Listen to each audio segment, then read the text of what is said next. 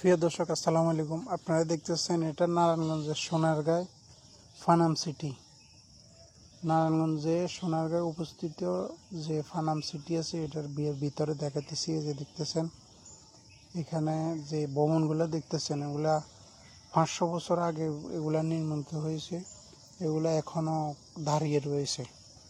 আপনি যদি একটু দেখেন, এই যে দেখেন এখানে ইট পাথর তারপর রড কিছু নেই, এখানে পাতলা পাতলা কিছু ইট আছে।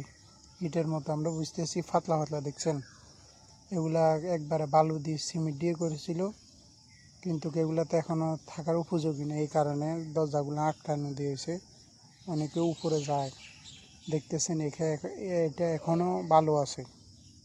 যদি এখান দিয়ে দেখাই, দেখছেন পিছনে গাছ বাগান, পরিস্থিতি সত্যি অসাধারণ।